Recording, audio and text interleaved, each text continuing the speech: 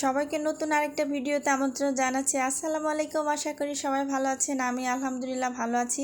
আজকে একদম সকাল থেকে বিকাল পর্যন্ত বাসায় কী কাজ করব না করব তারই একটা ভিডিও তৈরি করে আপনাদের সাথে শেয়ার করার জন্য চলে আসলাম। অবশ্যই ভিডিওর সাথে থাকবেন। আজকে সারাদিন আমি বাসায় থাকবো এবং বাসায় কী কাজ করব, কী রান্না করব সবই আপনাদের সাথে শেয়ার করব। শুভ সকাল সবাইকে। অনেক সকাল সকাল ঘুম থেকে উঠে পড়েছি। এখন হচ্ছে সকাল 6:30 বাজে। বাইরে কিন্তু সুন্দর রোদ উঠেছে এবং আজকের ওয়েদারটা কিন্তু অনেক সুন্দর। গাছগুলো অপরিষ্কার আছে, এগুলো পরিষ্কার করতে হবে। তো প্রথমে হচ্ছে আমি নিজে একটু ফ্রেশ হয়ে নিচ্ছি, কারণ সকালে ঘুম থেকে উঠে নিজে একটু ফ্রেশ হয়ে নিতে হবে। আর ঘরে কিছু ছোটোখাটো কাজ আছে, সেগুলো আমি সেরে নিয়েছি। তো সকালে একটু ফ্রেশ হয়ে নিব।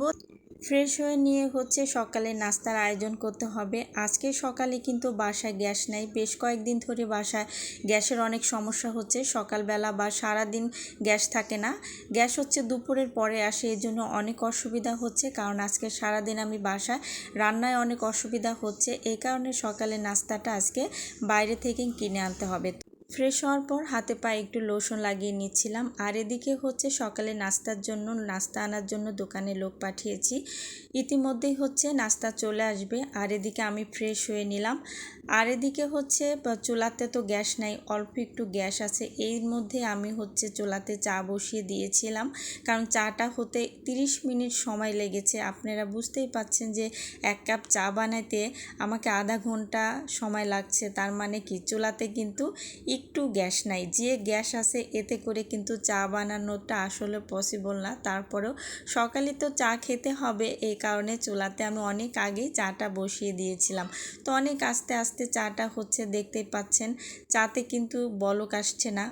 চাটা হতে কিন্তু আরও কিছুক্ষণ সময় লাগবে। এই কারণে চাটা আমি চুলাতে বসিয়ে রেখে আর এখন হচ্ছে একটা ডিম ভাজি করব। ফ্রিজ থেকে হচ্ছে আমি ডিমটা বের করে নিচ্ছি। আমরা দুজন মানুষ, এই কারণে 2টা ডিম নিয়ে নিচ্ছি।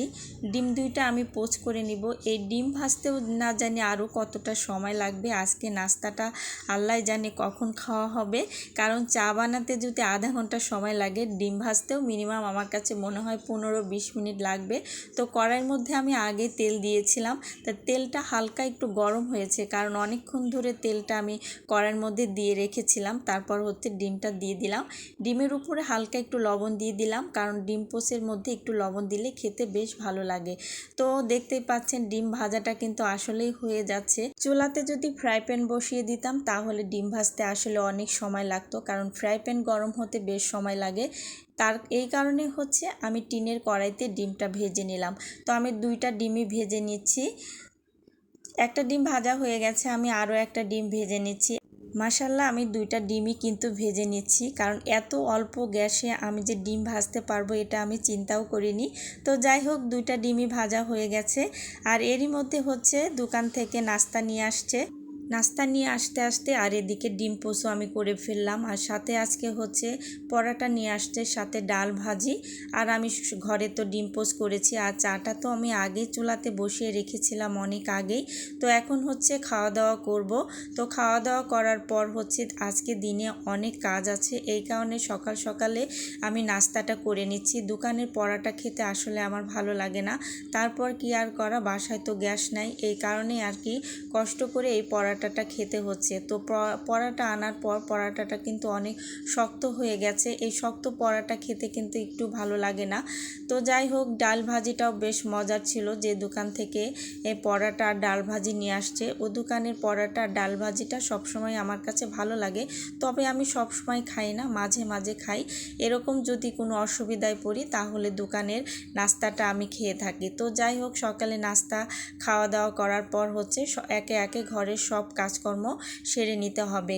বাসায় গ্যাস না থাকার কারণে আজকে এমন একটা অসুবিধায় পড়েছি। কি আর করা, মানুষ মাত্রই বিভিন্ন সমস্যার সম্মুখীন হতে হয়। তো যাই হোক, নাস্তা খাওয়া শেষ করে হচ্ছে চুলাতে যে চাটা বসিয়েছিলাম তার কি অবস্থা সেটা দেখতে যেতে হবে। তো যাই হোক, এই যে আমার চাটা হয়ে গেছে, চাটা আমি এখন ঢেলে নিচ্ছি। চা খাওয়াটা আসলে প্রতিদিনে একটা অভ্যাস হয়ে গেছে। সকালে চা না খেলে মাথা ব্যথা করে। আমি ছুটির দিনে যেদিন বাসায় থাকি সেদিন কেন জানি বারে বারে চা খেতে ইচ্ছা করে। কিছুক্ষণ পর পরই বাসায় থাকলে মন চায় শুধু চা খাই। যখনই মনে পড়ে তখনই আমি দৌড় পাড়ে রান্নাঘরে গিয়ে চা এক কাপ বানিয়ে নিয়ে আসি। এইভাবেই বাসায় থাকলে ৩-৪ বার চা খাওয়া হয়। কি আর করা, বাসায় থাকলে সময় তো কাটাতে হবে, এই কারণে চা খেয়েই আমি সবসময় সময় কাটাই। আর যেদিনই আমি সকালবেলা বাসায় থাকি আর সকালে যখন আমি চা খাই তখন এইভাবে পরাটা দিয়ে চা খাবো না তা কী করে হয় বলুন। তো এইভাবে পরাটা পেঁচিয়ে আমি এই চাটা খেয়ে থাকি। আমার কাছে ভীষণ ভালো লাগে। আসলে আপনাদের কাছে কেমন লাগে জানি না, আমার কাছে অনেক ভালো লাগে। সকালে নাস্তা শেষ করে অনেক থালা বাসন জমে গেছে। সকালে নাস্তা খাওয়ার পর এতগুলো থালা বাসন জমে আছে, এগুলো এখন সবগুলো ক্লিন করে নিব, কারণ সব কাজগুলো আমাকে গুছিয়ে করতে হবে, কারণ দুপুরে রান্না করতে হবে। তার জন্য রান্নার সব কিছু গুছাতে হবে। কি কি রান্না করব সবই আপনাদের সাথে শেয়ার করব। তো এখানে আমি সবগুলো থালা বাসনই একবারে ধুয়ে নিচ্ছি। আসলে ঘরের কাজগুলো যদি একটু টেকনিক খাটিয়ে গুছিয়ে করা যায় তাহলে কাজ করতে কিন্তু তেমন অসুবিধাও হয় না, আর এলোমেলোভাবে কাজগুলো পড়েও থাকে না। তো আমি একটু গুছিয়ে কাজ করতে বেশি পছন্দ করি। সব সময় আমি নিজের কাজ নিজে করতে পছন্দ করি, এই কারণে আমার কাজ করতে তেমন অসুবিধা হয় না এবং আমার কাজগুলো কিন্তু গুছানোই থাকে। দেখতেই পাচ্ছেন থালা বাসনগুলো ধোয়া হয়ে গেছে, একটি বলের মধ্যে পানি ঝরার জন্য রেখে দিয়েছি। এবারে বিছানাগুলো আমি একটু ঝেড়ে ভালো করে পরিষ্কার করে নিচ্ছি, কারণ সকালে ঘুম থেকে উঠে আমি অন্য কাজে ব্যস্ত হয়ে গেছিলাম দেখে বিছানাটা গুছানো হয়নি, এই কারণে একটু ভালো করে ঝেড়ে পরিষ্কার করে নিচ্ছি। তো বিছানা গুছানো শেষ করা হয়ে গেছে। বিছানা গুছানো শেষ করে আমি কাপড়গুলো গুছিয়ে নিব, কারণ রাতে আমি অনেকগুলো কাপড় ধুয়ে রেখেছিলাম, তার মধ্যে কিছু কাপড় শুকিয়েছে আর কিছু কাপড় এখনও ভিজা আছে। আর বাকি ভিজা কাপড়গুলো বারান্দার রশিতে আমি শুকাতে দিয়েছি। তো কাপড়গুলো আমি এখন ভাঁজ করে নিচ্ছি, কারণ আমি এলোমেলো কোনো কিছুই আমার ভালো লাগে না, এই কারণে আমি এখন সুন্দর করে কাপড়গুলো একটু গুছিয়ে রেখে দিব।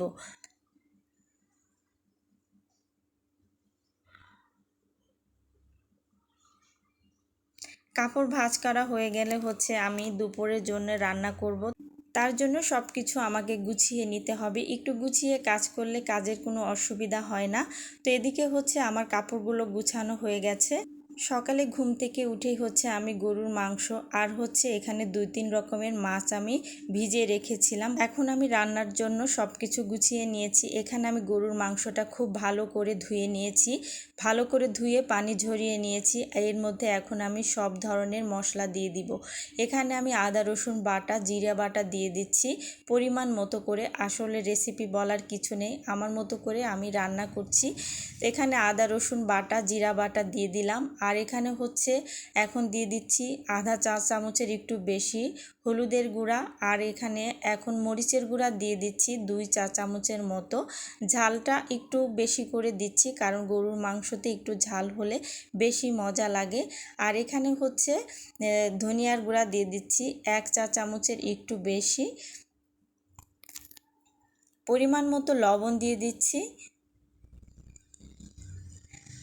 এখানে তেজপাতা, গরম মশলা, এলাচ, দারচিনি সবগুলো একসাথে দিয়ে দিচ্ছি। পরিমাণ মতো তেল দিয়ে দিচ্ছি। সবগুলো উপকরণ একসাথে খুব ভালো করে হাত দিয়ে মিশিয়ে নিব। আজকে মাংসটা আমি হাত দিয়ে মাখিয়ে রান্না করব। আসলে গ্যাসে পরিমাণটা খুবই কম, এই কারণে হাতে মাখিয়ে গরুর মাংসটা রান্না করছি। সবগুলো মশলা দিয়ে ভালো করে একটু মেখে ম্যারিনেট করে আমি কিছুক্ষণের জন্য রেখে দিব। আর অবশেষে এখানে পেঁয়াজ কুচি দিয়ে দিচ্ছি। পেঁয়াজ কুচি দিয়ে দিলাম হাফ কাপেরও একটু বেশি। এবারে দিয়ে দিচ্ছি গোটা রসুন আর কয়েকটা শুকনা মরিচ। সবগুলো উপকরণ আবারও একটু ভালো করে মিশিয়ে নিচ্ছি। ভালো করে মিশানোর পর আধা ঘন্টা ম্যারিনেট করে রেখে দিব। আসলে রেসিপি এক একজনের রান্নার ধরন এক এক রকমের। সবাই আসলে কম বেশি অনেক ভালো রান্না করতে পারে। আমি আমার মতো করে রান্না করছি, ভুল ত্রুটি হলে অবশ্যই ক্ষমা দৃষ্টিতে দেখবেন। আর ভিডিও ভালো লাগলে অবশ্যই লাইক কমেন্ট করে শেয়ার দিয়ে দিবেন। আর এখানে হাত ধুয়ে আমি সামান্য পরিমাণ একটু পানি দিয়ে দিলাম। এবারে মাংসটা আমি এক সাইডে রেখে দিব। এবারে চুলার গ্যাসের পরিমাণটা একটু বেড়েছে। এখন আমি চুলাতে হাঁড়িটা বসিয়ে দিলাম। ইতিমধ্যেই কিন্তু মাংস থেকে বলক চলে আসছে। একটু একটু করে গ্যাসের পরিমাণটা বেড়ে যাচ্ছে। একটু নেড়ে চেড়ে মিশিয়ে দিচ্ছি। গরুর গোশতটা হইতে কিন্তু অনেকটা সময় লাগবে, এই কারণে আমি অল্প আঁচেই গরুর গোশতটা বসিয়ে দিয়েছি। আবারও একটু ঢাকনা দিয়ে ঢেকে রেখে দিব। আর অপর দিকে হচ্ছে আমি আরও কি রান্না করব সেগুলো একটু গুছিয়ে নিয়েছি। এখানে আমি হচ্ছে কলা ভালো করে কেটে ধুয়ে নিয়েছি, আর এখানে হচ্ছে শিং মাছ ভালো করে কেটে ধুয়ে নিয়েছি, সাথে হচ্ছে বাটা মাছটাও আমি ভালো করে কেটে ধুয়ে নিয়েছি। আজকে হচ্ছে আমি বাটা মাছটা ধুন্দুল আর আলু দিয়ে রান্না করব, সেটাও আমি ভালো করে ধুয়ে রেখেছি। আর এখানে গরুর গোশততে আমি আলু দিব, আলুটাও কেটে রেখেছি। এখানে কাঁচামরিচ আর পেঁয়াজ ভালো করে কুচি করে কেটে নিয়েছি। সব কিছু আমি গুছিয়ে নিয়েছি যাতে রান্না করতে কোনো অসুবিধা না হয়, খুব তাড়াতাড়ি রান্নাটা করা যায়। যেহেতু চুলার গ্যাসের পরিমাণটা কম, এই কারণে যখনই গ্যাস ফুলফিল চলে আসবে তখন আমি রান্নাটা বসিয়ে দিব। আর এদিকে হচ্ছে হালকা পাতলা আবারও একটু নাস্তা করব, কারণ হচ্ছে আজকে সারা দিনের একটা ব্লগ তৈরি করছি। এই কারণে সারা দিনে আমি কি করছি না করছি সেটাই আপনাদের সাথে শেয়ার করব। তো এখানে হচ্ছে আমি একটা পাকা আম কেটে নিয়েছি। আমের পরিমাণটা বেশ বড় ছিল, এই কারণে আমগুলো কিন্তু অনেকগুলো দেখা যাচ্ছে। তো যাই হোক, আম খাচ্ছি আর হচ্ছে গল্প করছি, আর হচ্ছে আপনাদের সাথে একটু সব কিছু শেয়ার করছি।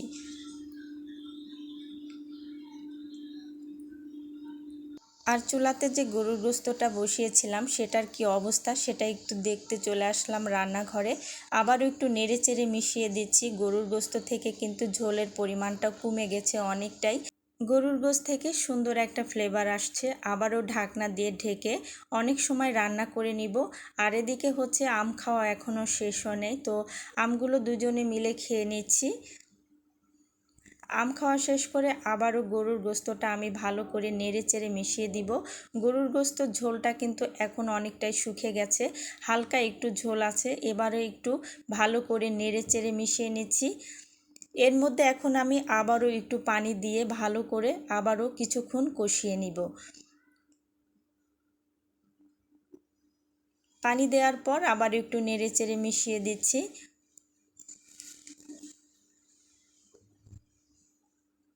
পানি দেওয়ার পর আবারও কিছুক্ষণ রান্না করতে হবে, কারণ গরুর গোশত হতে কিন্তু অনেকটা সময় লাগে। আবারও ঢাকনা দিয়ে ঢেকে দিলাম কিছুক্ষণের জন্য। ঢাকনা খুলে আবারও একটু ভালো করে নেড়ে দিচ্ছি, কারণ নিচে থেকে যেন লেগে না যায়, কারণ গোশত থেকে অনেকটা ঝোল কমে গেছে। গোশতর কালারটা কিন্তু অনেক সুন্দর হয়েছে। আসলে আমি এভাবে গোশত রান্না করি সব সময়, আমার কাছে অনেক ভালো লাগে।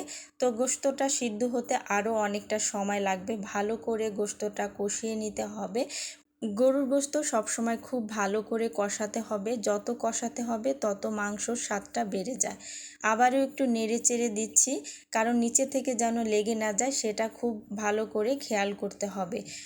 অনেকটা সময় গোশতটা রান্না করতে হবে এবং এটা সিদ্ধ হতে অনেকটা সময় লাগবে। আবারও একটু ভালো করে নেড়ে চেড়ে মিশিয়ে দিচ্ছি। গোশতটা হতে থাক, আরও অনেকটা সময় লাগবে হতে। আর ওদিকে হচ্ছে আমি অন্য চুলাতে আরও একটা তরকারি রান্না করব। এখানে আমি বাটা মাছটা আগেই ভালো করে হলুদ মরিচ আর লবণ দিয়ে মেরিনেট করে রেখেছিলাম। কড়াইতে পরিমাণ মতো তেল দিয়েছি, তেলটা ভালো করে গরম হলে আমি মাছগুলো হালকাভাবে ভেজে নিব। মাছটা আমি হালকা করে ভাজছি, কারণ হচ্ছে মাছটা বেশি ভাজা যাবে না, কারণ মাছ বেশি ভাজলে তরকারিটা কিন্তু খেতে ভালো লাগে না। তো দেখতেই পাচ্ছেন মাছটা কিন্তু ভাজা হয়ে গেছে, তুলে নিচ্ছি। একইভাবে আমি সবগুলো মাছ ভেজে নিয়েছি। এবারে অবশিষ্ট তেলের মধ্যে আমি পেঁয়াজ আর কাঁচামরিচ দিয়ে দিচ্ছি। পেঁয়াজ আর কাঁচামরিচটা হালকা ব্রাউন কালার করে ভেজে নিব। এখানে আমি 4-5টা কাঁচামরিচ দিয়েছি, কারণ এখানে আমি শুকনা মরিচ ব্যবহার করব, এই কারণে কাঁচা মরিচের পরিমাণটা কম করে দিয়েছি। পেঁয়াজটা ভালো করে নেড়েচেড়ে হালকা ব্রাউন কালার হলে এর মধ্যে আমি সব ধরনের মশলা দিয়ে দিব। এখন আমি মশলাগুলো দিয়ে দিচ্ছি। এখানে আমি আদা রসুন বাটা, জিরা বাটা, হলুদের গুঁড়া, মরিচের গুঁড়া আর ধনিয়ার গুঁড়া আর স্বাদ অনুযায়ী লবণ দিয়ে সবগুলো মশলা একসাথে খুব ভালো করে কষিয়ে নিতে হবে। আর সামান্য পরিমাণ পানি দিয়ে মশলাটা কষাতে হবে যাতে পুড়ে না যায়। ভালো করে কষিয়ে নিলে তরকারি কিন্তু স্বাদটা অনেকটা বেড়ে যায়। এই কারণে মশলাটা একটু ভালো করে সময় নিয়ে কষাতে হবে। মশলাটা ভালো করে কষানো হলে এর মধ্যে আমি প্রথমে আলুগুলা দিয়ে একটু ভালো করে কষিয়ে নিব, কারণ আলুটা সিদ্ধ হতে সময় লাগবে। এই কারণে মশলার সাথে আলুটা আমি প্রথমে কষিয়ে নিচ্ছি। আর এদিকে হচ্ছে গোশতের ঝোলটা অনেকটাই কমে গেছে। আমি কিন্তু গোশতের ঝোলটা আবারও একটু দিয়েছি, কারণ গোশতটা সিদ্ধ হয়েছিল না, এই কারণে আবারও একটু পানি দিয়েছি। এর মধ্যে এখন আমি আলুটা দিয়ে দিলাম। আলুটা দিয়ে ভালো করে নেড়ে চেড়ে মিশিয়ে আরও কিছুক্ষণ রান্না করতে হবে। আমি যখনই গরুর গোশত রান্না করি তখনই আমি আলু দিই। আলুটা আমার কাছে ভীষণ ভালো লাগে, এই কারণে গরুর গোশততে আমি সবসময় আলু দিয়ে থাকি। তো গরুর গোশতটা হতে থাক, আর এদিকে হচ্ছে আমি মাছটাও রান্না করে নিচ্ছি। আজকে আমি 2 চুলাতে রান্না করছি, কারণ রান্না করতে অনেকটা সময় দেরি হয়ে গেছে, এই কারণে ঝটপট 2 চুলাতেই আমি রান্না করে নিচ্ছি। তো আলুটা ভালো করে কষানো হলে এর মধ্যে আমি ধুন্দুলগুলো দিয়ে দিলাম। সবগুলো মশলার সাথে আলু আর ধুন্দুলটা ভালো করে কষিয়ে নিতে হবে। তরকারি যত ভালো করে কষানো যাবে তরকারির স্বাদ কিন্তু অনেকটাই বেড়ে যায়। ঢাকনা দিয়ে ঢেকে কিছুক্ষণ ধুন্দুল আর আলুটা কষিয়ে নিতে হবে। এবারে আমি জিরা গুঁড়া করে নেব। জিরাটা আমি আগেই ভালো করে ভেজে নিয়েছি, কারণ ভাজা জিরার গুঁড়া তরকারিতে ব্যবহার করলে তরকারির স্বাদটা কিন্তু অনেকটাই বেড়ে যায়। এই কারণে আমি সব তরকারিতেই জিরার গুঁড়া ব্যবহার করে থাকি, কারণ হচ্ছে জিরার গুঁড়াটা দিলে তরকারিতে আলাদা একটা ফ্লেভার আসে। এই কারণে জিরাটা আমি খুব ভালো করে মচমচা করে ভেজে নিয়েছি, কারণ জিরাটা কিন্তু ভাজার সাথে সাথে জিরাটা গুঁড়া করা যাবে না, কিছুক্ষণ অপেক্ষা করতে হবে। এতে করে যখন জিরাটা একটু গরম কমে আসবে তখন জিরাটা এভাবে বেটে নিলে জিরার গুঁড়াটা অনেক সুন্দর হয়। তো আমি একইভাবে সবগুলো জিরা ভালো করে গুঁড়া করে নিচ্ছি।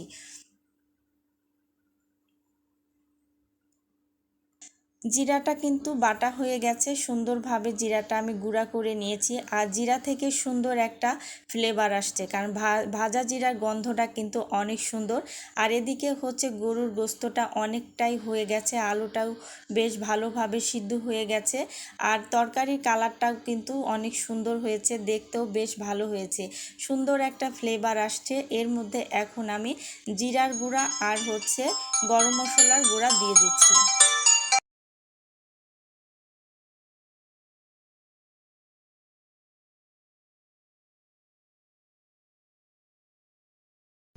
জিরার গুঁড়া আর গরম মশলার গুঁড়া দেওয়ার পর একটু ভালো করে নেড়ে চেড়ে মিশিয়ে দিচ্ছি। দেখতেই পাচ্ছেন গোস্তটা কিন্তু হয়ে গেছে। কিছুক্ষণের মধ্যে গোস্তটা আমি নামিয়ে নিচ্ছি, একটু লবণ দেখে নিচ্ছি। এই পর্যায়ে কিন্তু গরুর গোস্তটা রান্না করা হয়ে গেছে, নামিয়ে নিয়েছি। আর এদিকে হচ্ছে মাছের তরকারিটা অন্য চুলাতে বসিয়েছিলাম।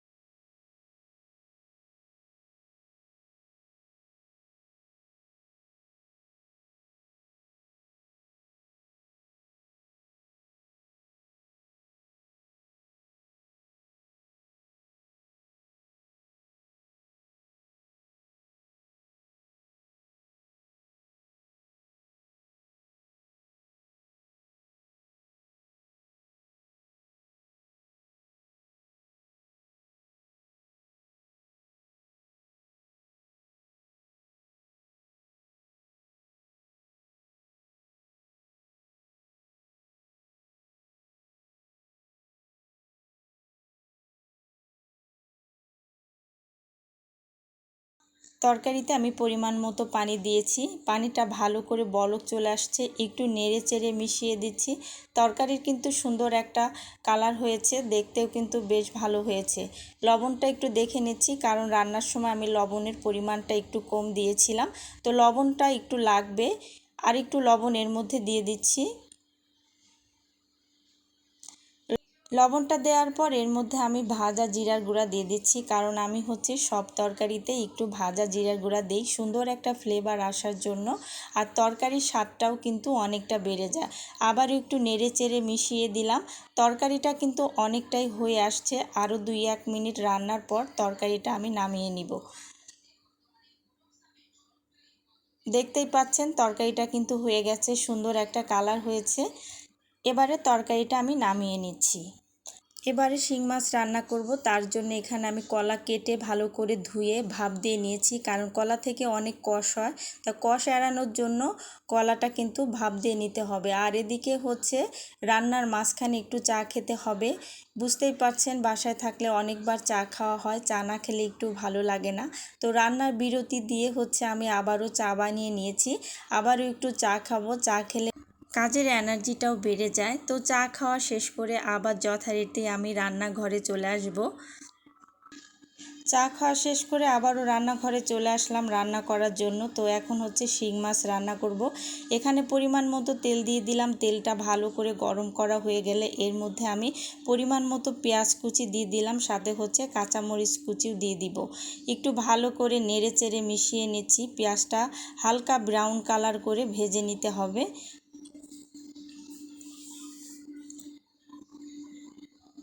পেঁয়াজটা ভালো করে ভেজে নেওয়ার পর এর মধ্যে এখন আমি সব ধরনের মশলা অ্যাড করব।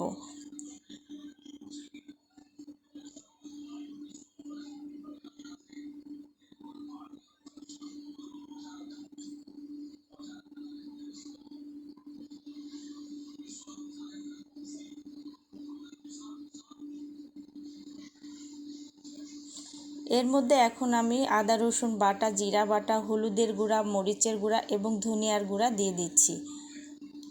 সবগুলো মশলা আমি একসাথে দিয়ে দিচ্ছি। মশলাটা একটু ভালো করে নেড়ে চেড়ে মিশিয়ে নিব। মশলাটা ভালো করে কষাতে হবে। পরিমাণ মতো পানি দিয়ে মশলাটা খুব ভালো করে কষিয়ে নিতে হবে। মশলা যত ভালোভাবে কষানো হবে তরকারির স্বাদ কিন্তু অনেকটাই বেড়ে যাবে। একটু ভালো করে মশলাটা কষাতে হবে। একটু ভালো করে নাড়তে হবে যাতে নিচে থেকে পুড়ে না যায়। এই জন্য একটু বারে বারে মশলাটা নাড়তে হবে। এর মধ্যে আমি 2-3টা তেজপাতা দিয়ে দিলাম। তেজপাতা দিলে শিং মাছের মধ্যে সুন্দর একটা ফ্লেভার আসবে। মশলাটা কিন্তু ভালো করে কষানো হয়ে গেছে। মশলা থেকে কিন্তু তেল উঠে গেছে। যখনই মশলা কষাবেন, যখন দেখবেন তেল উঠে গেছে, তখনই বুঝবেন মশলাটা ভালো করে কষানো হয়ে গেছে। এর মধ্যে এখন আমি শিং মাছটা দিয়ে দিচ্ছি। শিং মাছটা দেওয়ার পর মশলার সাথে খুব ভালো করে কিছুক্ষণ কষিয়ে নিতে হবে। মাছটা একটু ভালো করে কষাতে হবে, কারণ যেহেতু মাছটা ভাজা না, এই কারণে মশলার সাথে শিং মাছটা ভালো করে কষিয়ে নিতে হবে। একটু পানি দিয়ে আবারও একটু নেড়ে চেড়ে ভালো করে কষাতে হবে।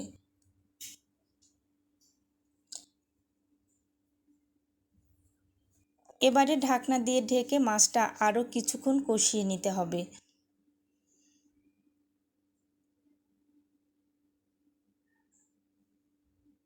চলে আসলাম কিছুক্ষণ পর, ঢাকনা খুলে আবার একটু ভালো করে নেড়ে চেড়ে দিব।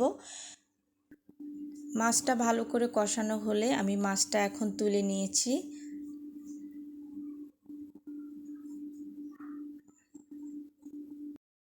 মাছ কষানোর পরে মাছ তুলে নিয়েছি। অবশিষ্ট মশলার মধ্যে আমি কলাগুলো দিয়ে একটু ভালো করে কষিয়ে নিচ্ছি। এর মধ্যে আমি তুলে রাখা মাছটা দিয়ে কলার সাথে খুব ভালো করে কলা আর মাছটা আবারও একটু ভালো করে কষিয়ে নিব।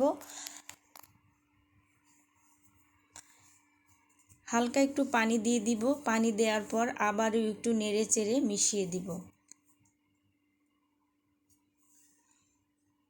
সবগুলো উপকরণ একসাথে খুব ভালো করে মিশিয়ে দিতে হবে। একটু সময় নিয়ে আস্তে আস্তে মাছটা ভালো করে কলার সাথে কষাতে হবে, কারণ মাছটা একটু কলার সাথে ভালো করে কষিয়ে নিলে তরকারিটা খেতে কিন্তু বেশ ভালো লাগবে। কারণ কলা দিয়ে শিং মাছের এই পাতলা ঝোলটা কিন্তু খেতে বেশ ভালো লাগে।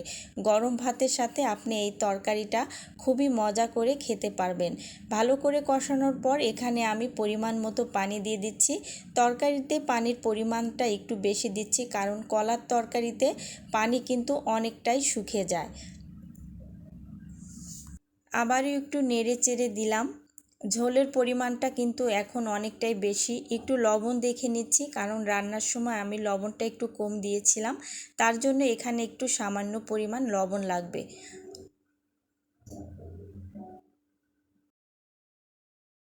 এবারে একটু জিরার গুঁড়া দিয়ে দিচ্ছি। জিরার গুঁড়া দিলে তরকারির স্বাদ কিন্তু অনেকটাই বেড়ে যায়। তরকারিতে জিরার গুঁড়া দিলে তরকারি খেতেও কিন্তু বেশ ভালো লাগে। জিরার গুঁড়া দেওয়ার পর আবার একটু নেড়ে চেড়ে মিশিয়ে দিব। ঝোলের পরিমাণটা অনেকটাই ঘন হয়ে গেছে, কারণ তরকারিতে একটু ঝোল ঝোল রাখবো। কারণ কলার তরকারিতে একটু ঝোল রাখলে কিন্তু পরবর্তীতে ঝোল কিন্তু অনেকটাই কমে যায়, এই জন্য একটু ঝোলটা বাড়িয়েই রাখতে হবে। পরিমাণ মতো একটু লবণ দিলাম, লবণের পরিমাণটা কম ছিল। আবারও একটু নেড়ে চেড়ে মিশিয়ে দিচ্ছি। তরকারিটা কিন্তু অনেকটাই হয়ে গেছে। একটু নেড়ে চেড়ে মিশিয়ে দিলাম। এই পর্বে আমি তরকারিটা নামিয়ে নিব। দেখতেই পাচ্ছেন তরকারিটা কিন্তু হয়ে গেছে, সুন্দর একটা কালার হয়েছে।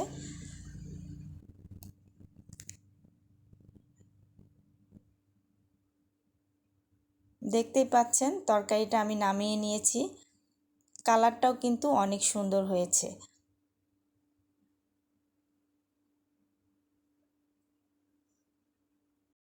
এবারে আমি মসুরির ডাল ভুনা করব, তার জন্য ডালটা আমি আগে ভিজিয়ে রেখেছিলাম। তারপর ডালটা ভিজানোর পর ডালটা আমি ভালো করে ধুয়ে পানি ঝরিয়ে নিয়েছি। আসলে যত কিছুই রান্না করি না কেন, সব রান্নার শেষে কিন্তু ডালটা রান্না করতেই হয়। আজকে আমি ডাল রান্না করতে চাই নাই, তারপরেও কেন জানি মনে হলো আসলে একটু ডাল রান্না করলে কিন্তু বেশ ভালো হবে। যত পদ দিয়েই ভাত খাওয়া হোক না কেন, সব কিছুর পরে কিন্তু একটু ডাল দিয়ে ভাত খেতে হয়, এই কারণে ডালটা রান্না করা। তো ডালের মধ্যে আমি এখানে পেঁয়াজ কুচি, রসুন কুচি, কাঁচামরিচ কুচি দিয়েছি, সাথে হচ্ছে আদা রসুন বাটা দিয়ে দিলাম, ধনিয়ার গুঁড়া, হলুদের গুঁড়া আর একটু মরিচের গুঁড়া দিয়ে দিব, কারণ একটু মরিচের গুঁড়া দিলে ডালের কালারটা কিন্তু অনেক সুন্দর হয়। সবগুলো মশলা একসাথে ভালো করে দিয়ে ডালটা আমি ভালো করে একটু মাখিয়ে নিব।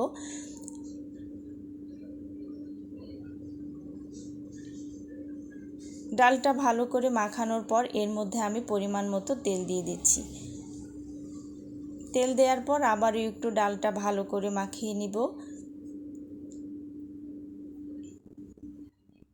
ভালো করে মাখিয়ে এর মধ্যে এখন আমি পরিমাণ মতো পানি দিয়ে দিচ্ছি, কারণ হচ্ছে আমি আজকে ঘন ডাল রান্না করব, এই জন্য একটু পানির পরিমাণটা একটু বুঝে শুনে দিতে হবে।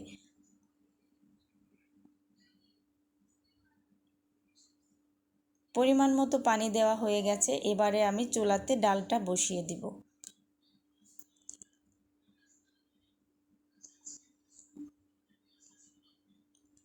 ডালটা আমি চুলাতে বসিয়ে দিয়েছি।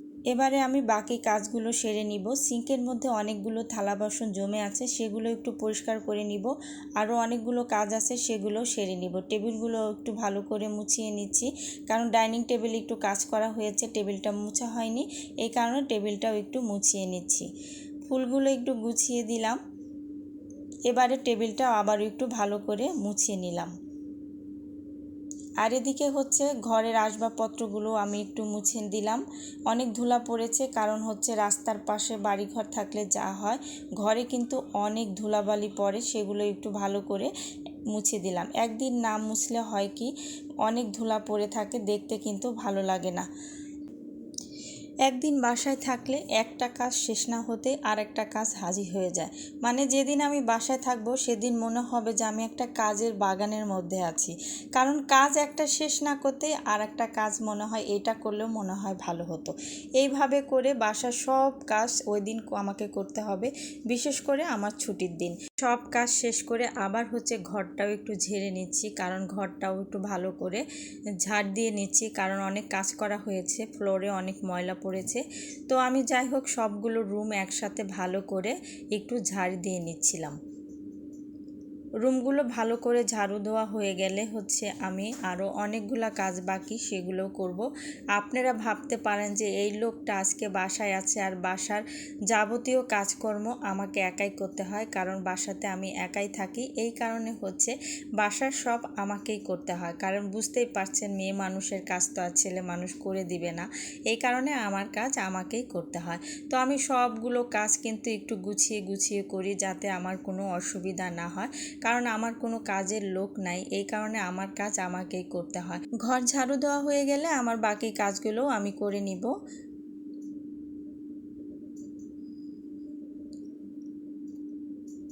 এরই মধ্যে ঘর ঝাড়ু দেওয়া হয়ে গেছে, আর এখন আমি আমার চুলাতে যে ডালটা বসিয়ে রেখেছিলাম তার অবস্থাটা দেখেন, অনেকটাই ঘন হয়ে গেছে। চুলাতে ডালটা কিন্তু আমি অনেক আগেই বসিয়েছি, মাঝে মাঝে এসে আমি ডালটা নাড়াচাড়া দিয়ে গেছি।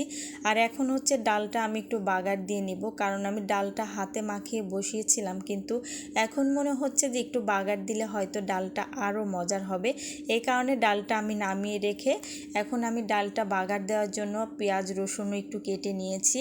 তো ডালটা খুব ভালো করে বলক চলে আসার পর কিছুক্ষণ জাল দেওয়ার পর আমি ডালটা নামিয়ে নিব। দেখতেই পাচ্ছেন ডালটা কিন্তু অনেকটাই ঘন হয়ে গেছে, আর ডালের কালারটা দেখেন। সব সময় ডাল রান্না করার সময় একটু শুকনা মরিচের গুঁড়া দিয়ে দিবেন, দেখবেন ডালের কালারটা কিন্তু অনেক সুন্দর আসে। তো এখন আমি একটি কড়াই বসিয়ে দিয়েছি, এর মধ্যে এখন আমি পরিমাণ মতো তেল দিয়ে দিলাম, তার মধ্যে পেঁয়াজ কুচি আর রসুন কুচি দিয়ে দিচ্ছি।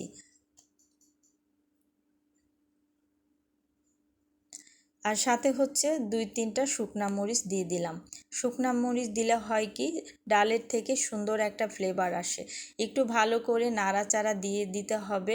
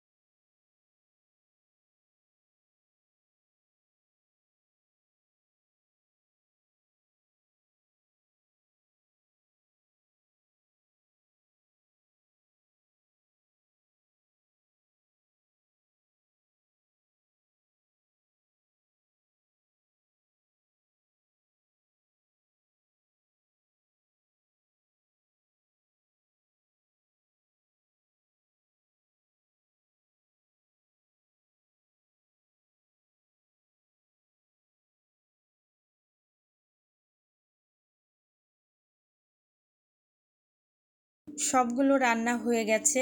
সিঙ্কের মধ্যে আরও কিছু থালা বাসন জমেছে, সেগুলো ধুয়ে নিলাম।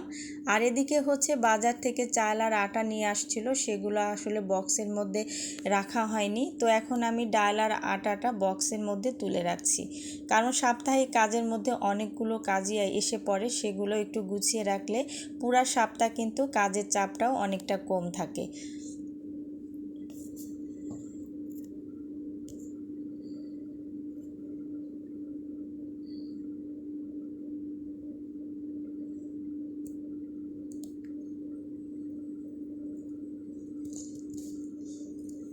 ডাল আর আটাটা আমি বক্সের মধ্যে তুলে নিয়ে নিচ্ছি। দেখতেই পাচ্ছেন একটা কাজ শুরু না হতে আরও একটা কাজ হাজির হয়ে যায়। একইভাবে আসলে সংসারের কাজের কোনো শেষ নাই, একটার পর একটা কাজ করতেইছি।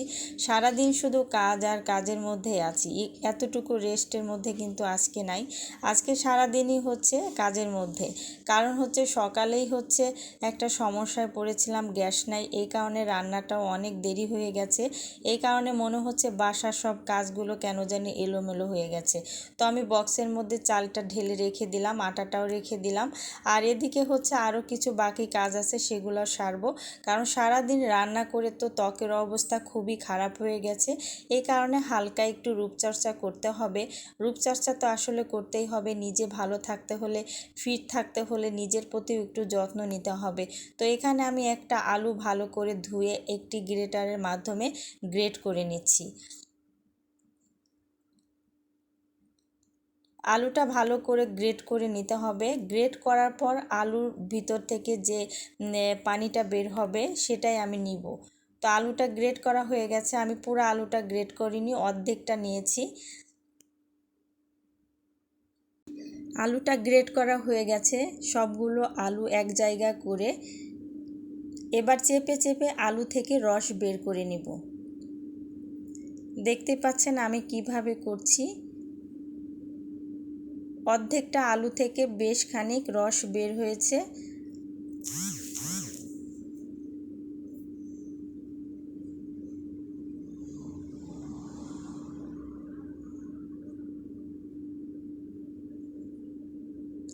এবার এর মধ্যে আমি হাফ চা চামচের মতো ময়দা দিয়ে দিলাম। আর এখানে আমি এক ফালি লেবু থেকে হাফ চা চামচের মতো লেবুর রস দিয়ে দিলাম।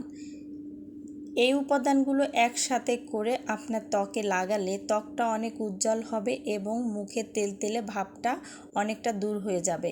আর মুখে যদি মেস্তা থাকে সেটাও কিন্তু আস্তে আস্তে হালকা হয়ে যাবে। আপনাদের যদি ভালো লাগে তাহলে অবশ্যই এই উপাদানগুলো মুখে লাগাতে পারেন। আমার মনে হয় আপনাদের উপকারে আসবে। রূপচর্চা শেষ করে গোসলটা সেরে নিলাম। আর এদিকে হচ্ছে দুপুরে খাবার জন্য টেবিলে খাবার রেডি করে রেখেছি। এখন আমি হচ্ছে দুপুরে খাবারটা খেয়ে নিব। আজকে হচ্ছে সাদা ভাত, সাথে হচ্ছে গরুর গোস্ত, বাটা মাছের তরকারি, ডাল ভুনা আর হচ্ছে শিং মাছের তরকারি। আলহামদুলিল্লাহ আজকের খাবারটা অনেক ভালো লেগেছে। আশা করি আপনাদের কাছেও ভালো লেগেছে। এতক্ষণ আমার ভিডিওর সাথে থাকার জন্য আপনাদের সবাইকে অসংখ্য ধন্যবাদ।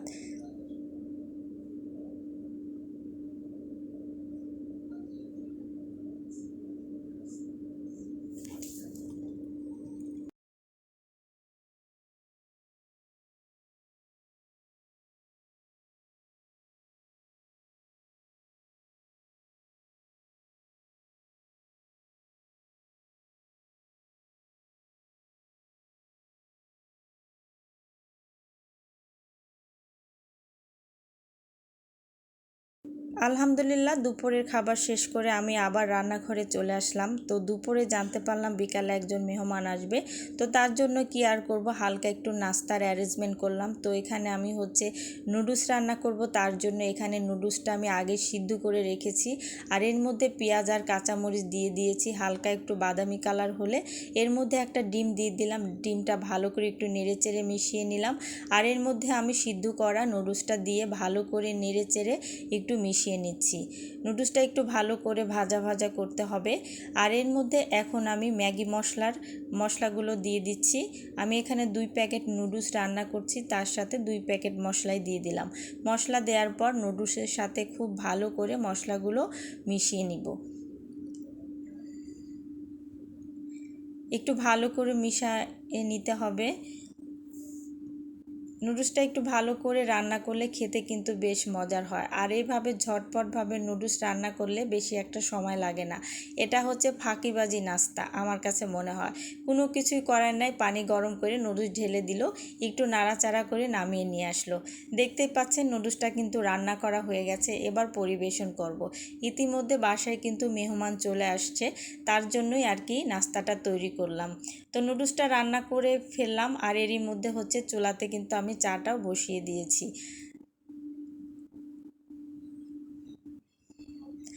চুলাতে চা বসিয়েছি, চাটা হতে থাকছে। আর এদিকে হচ্ছে মেহমানকে আমি নুডলস খেতে দিয়ে আসি। আর এরই মধ্যে চাটা হয়ে গেছে, নামিয়ে নিয়েছি। চাটা আমি এখন ঢেলে নিচ্ছি। আজকের দিনে আমি 3-4 বার চা বানিয়েছি, আপনারা দেখেছেন। আসলে বাসায় থাকলে প্রচুর পরিমাণ চা খাওয়া হয়, আর অফিসে থাকলে একবার চা খেলেই হয়ে যায়। আর বাসায় থাকলে কেন জানি শুধু চা খাওয়ার কথাই মনে হয়। এই কারণে যখনই চা খেতে ইচ্ছা করে তখনই আমি 1 কাপ চা বানিয়ে নিই। এইভাবে আর কি বাসায় থাকলে অনেক বেশি চা খাওয়া হয়। কিছু করার নাই, কারণ সারাদিন বাসায় কাজ করলে কিছু তো একটা করতে হবে। চাটা খেলে এনার্জিটাও বাড়ে, আবার একটু ভালোও লাগে। তো চাটা এখানে বানানো হয়ে গেছে। একটু চিনি মিশিয়ে দিলাম, হালকা একটু চিনি দিয়েছি, কারণ চিনিটা বেশি খাওয়া ঠিক না। মেহমানের নুডলস খাওয়া হয়ে গেছে, আর এদিকে আমার একদম চাটা বানানো রেডি হয়ে গেছে। এখন হচ্ছে চা খাবো আর গল্প করব মেহমানের সাথে। তো আজকের দিনটা কিন্তু ভালোই কেটেছে।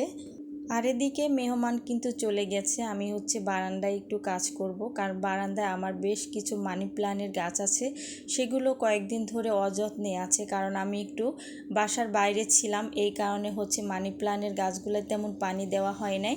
আর গাছে কিন্তু পানি না দেওয়ার কারণে গাছটা কিন্তু অনেকটাই দুর্বল হয়ে গেছে, আর গাছে কিন্তু প্রচুর পরিমাণ মরা পাতা হয়েছে। সেই পাতাগুলো এখন একটু পরিষ্কার করে দিচ্ছি, কারণ গাছগুলো এমন হয়েছে যেন সবগুলো পাতাই যেন হলুদ হয়ে গেছে। তো আমি সবগুলো ফুলের টবে হচ্ছে মরা পাতা পরিষ্কার করে দিচ্ছি।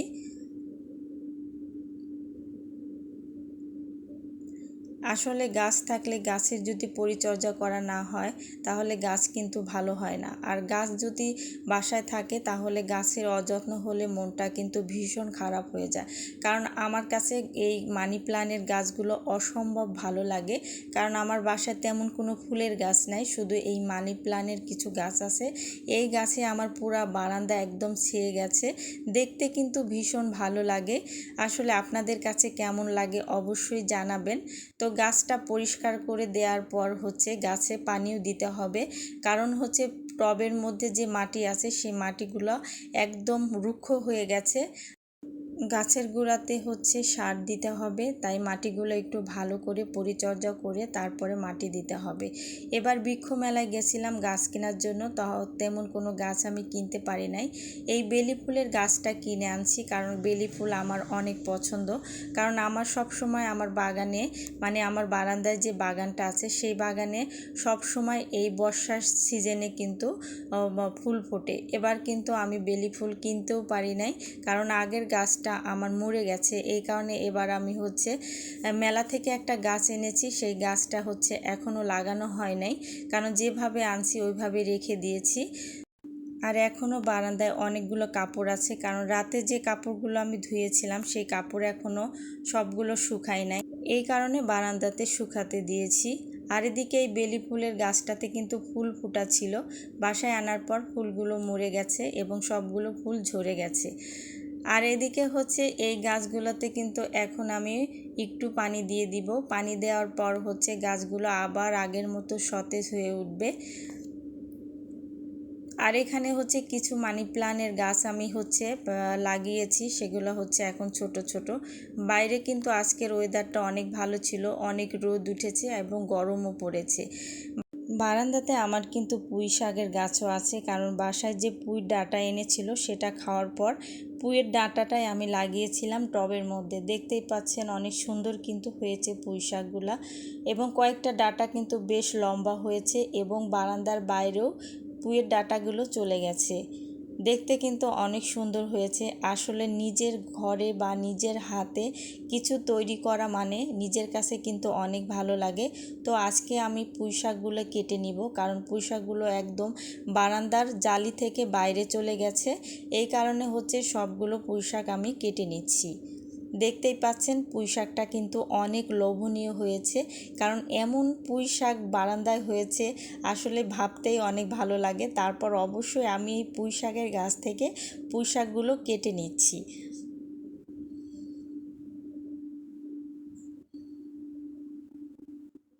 আমি একইভাবে সবগুলো পুঁই শাক কেটে নিচ্ছি, দেখতেই পাচ্ছেন। দেখতে কিন্তু ভীষণ ভালো লাগছে, কারণ অনেকগুলো, আমি আসলে ভাবতেই পারি নাই যে কাটার পর এতগুলো পুঁই শাক দেখা যাবে।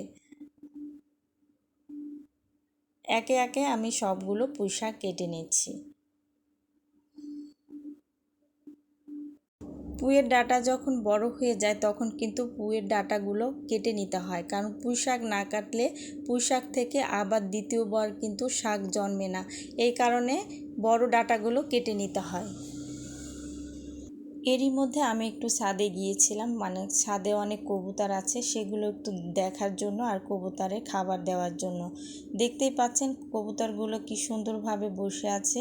এখানে অনেকগুলো কবুতর আছে আর অনেকগুলো কবুতর বাচ্চা দেওয়ার জন্য ভিতরে বসে আছে। দেখতে কিন্তু ভীষণ ভালো লাগছে। আর ওরা যখন একসাথে উড়ে বেড়ায় তখন দেখতে কিন্তু কি অদ্ভুত সুন্দর লাগে। আর এদিকে হচ্ছে আমি একটু তেলের পিঠা বানাবো, তার জন্য এখানে আমি চালের গুড় আর হচ্ছে চিনি নারকেল দিয়ে একটা ব্যাটার তৈরি করেছি। এটা হচ্ছে আমাদের দেশে হচ্ছে ভাজা পিঠা বলে, এক এক দেশের এক এক ধরনের পিঠা বলে, কেউ বলে পোয়া পিঠা। তো যাই হোক, যে যাই বলুক না কেন আমাদের দেশে এটাকে ভাজা পিঠা বলে। তো এখানে আমি হচ্ছে ভাজা পিঠার একটা ব্যাটার তৈরি করেছি। আসলে ব্যাটারটা যখন আমি তৈরি করেছি তখন আমার ক্যামেরাটা অন করা ছিল না, আমি ভুলেই গেছিলাম যে ক্যামেরাটা আসলে বন্ধ আছে। তো যাই হোক, নেক্সটে আবার যখন বানাবো তখন আপনাদের সাথে এর রেসিপিটা আমি শেয়ার করে দিব। দেখতেই পাচ্ছেন সম্পূর্ণভাবে তেলের পিঠার ব্যাটারটা তৈরি করা হয়ে গেছে। এবারে হচ্ছে আমি চুলাতে চলে যাব। আমি চুলার মধ্যে একটি কড়াই বসিয়েছি, কড়াইতে আমি যথেষ্ট পরিমাণ তেল দিয়েছি, কারণ তেলের পিঠা বানাতে গেলে একটু তেলের পরিমাণটা বেশি দিতে হয়। তো আমি তেলটা গরম হওয়ার পর আমি হচ্ছে ব্যাটারটা দিয়ে দিলাম।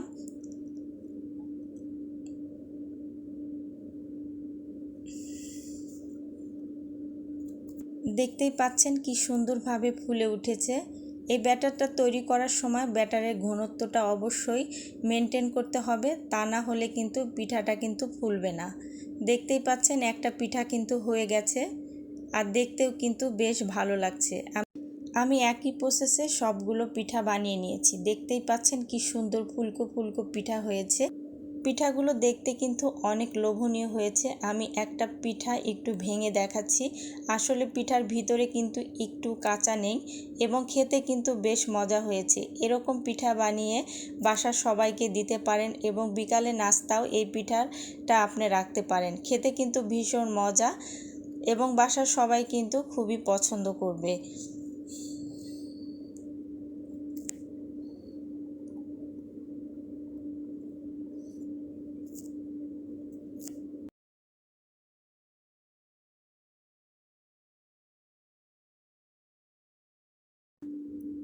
আর রাতে সব কাজকর্ম শেষ করে হচ্ছে একটু শাওয়ার নিয়ে নিলাম, কারণ হচ্ছে এত গরম পড়েছে আর এত কাজ করেছি যে 2বার গোসল করেছি আজকে, তারপরও গরম যাচ্ছে না।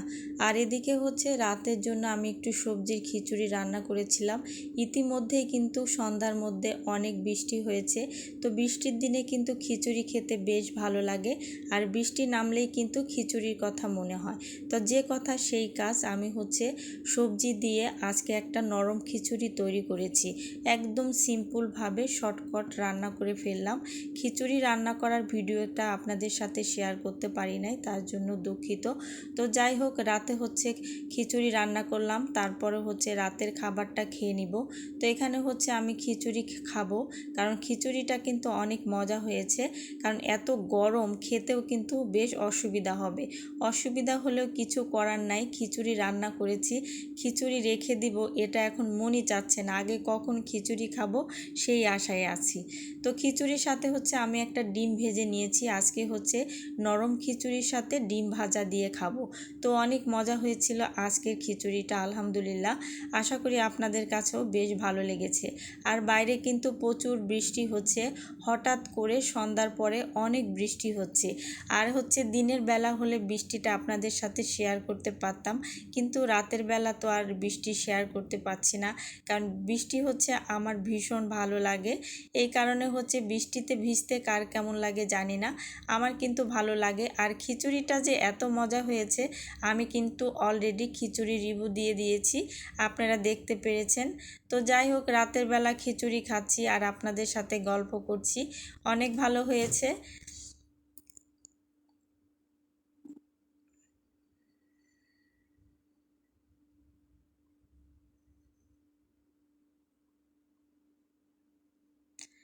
খিচুড়ির সাথে কিন্তু লেবু খেতে ভীষণ ভালো লাগে। তো আমি লেবু তেমন একটা পছন্দ করি না, অল্প অল্প করে লেবু দিয়ে খাচ্ছি। কারণ এমন নরম খিচুড়ির সাথে ডিম ভাজি বা গরুর মাংসর ঝোল দিয়ে খিচুড়ি খেতে কিন্তু ভীষণ ভালো লাগে। আমি যখনই বৃষ্টি নামে আর তখনই কিন্তু আমি বাসায় খিচুড়ি রান্না করি। এমন দিনে বৃষ্টি নামবে আর খিচুড়ি রান্না করব না, আর সেই খিচুড়ি আপনাদের সাথে শেয়ার করব না, সেটা কি করে হয় বলুন তো? তো আমি যখনই খিচুড়ি রান্না করব বা ভালো কিছু করব, সেটা আপনাদের সবার সাথেই শেয়ার করব।